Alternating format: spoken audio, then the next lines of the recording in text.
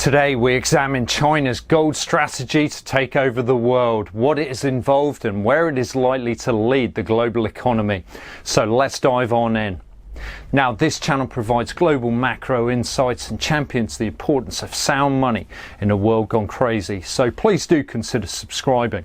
Now, this WikiLeaks cable reveals how in 2009 China's de-Americanization was gaining speed, increasing the country's gold reserves both by becoming the world's largest producer of gold and a significant importer has enabled China, as the cable states, to kill two birds with one stone.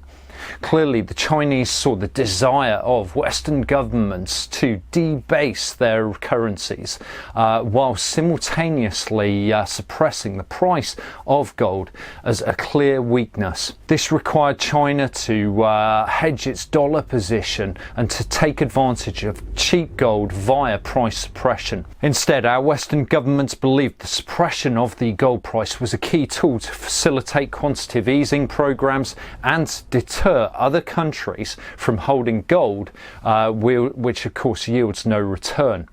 Instead, Western governments hoped to encourage dollar and euro debt to be held amidst foreign countries' foreign exchange reserves. And so, as the cable states, therefore suppressing the price of gold is very beneficial for the US in maintaining the US dollar's role as the international reserve currency.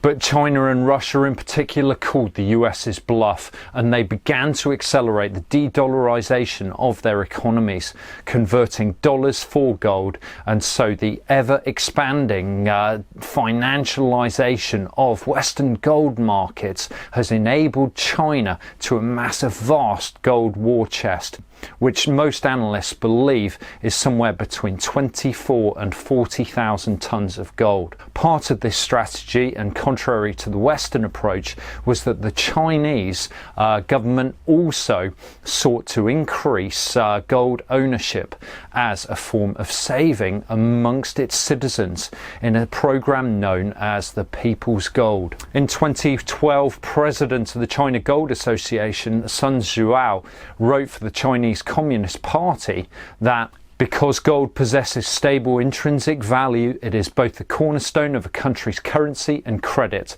as well as a global strategic reserve. Without exception, world economic powers established gold strategies at the national level. The state will need to elevate gold to an equal strategic resource as oil and energy. In addition, because individual investment demand is an important component of China's gold reserve system, we should encourage individual investment demand for gold. Practice shows that gold possession by citizens is an effective supplement to national reserves and is very important to national financial security. We should advocate to store gold among the people. People's gold, and guide a healthy, positive development in this segment.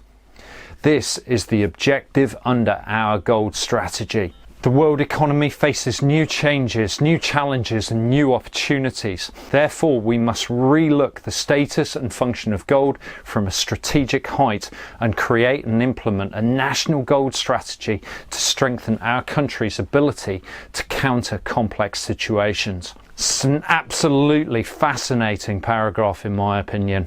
And so the cable goes on to identify that China's increased gold reserves will act as a model and lead other countries towards reserving more gold. And this is exactly what has occurred amongst many middle-income countries.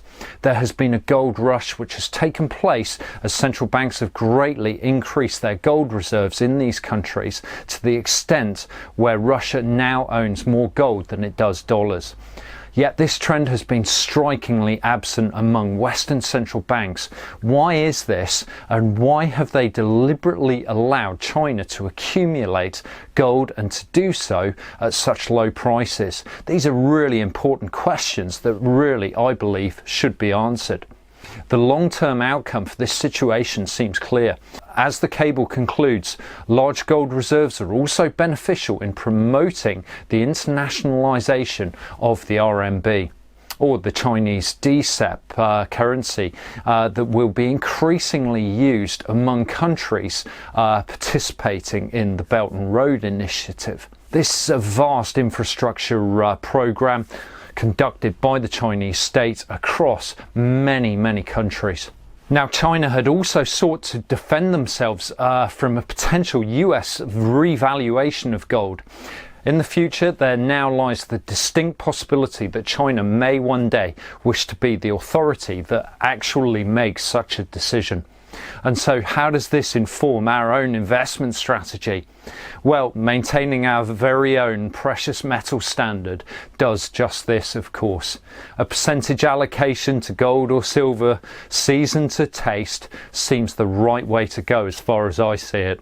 China and Russia have gone a long way towards making themselves seemingly unconquerable, and we really must do the same. But why have our leaders simply stood by as this dramatic real wealth transfer has taken place?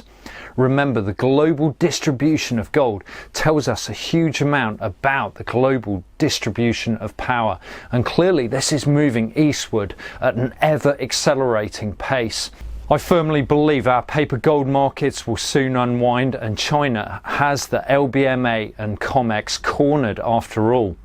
What do you think? Let me know in the comments below. Thanks for joining me, and I look forward to seeing you next time. Bye bye.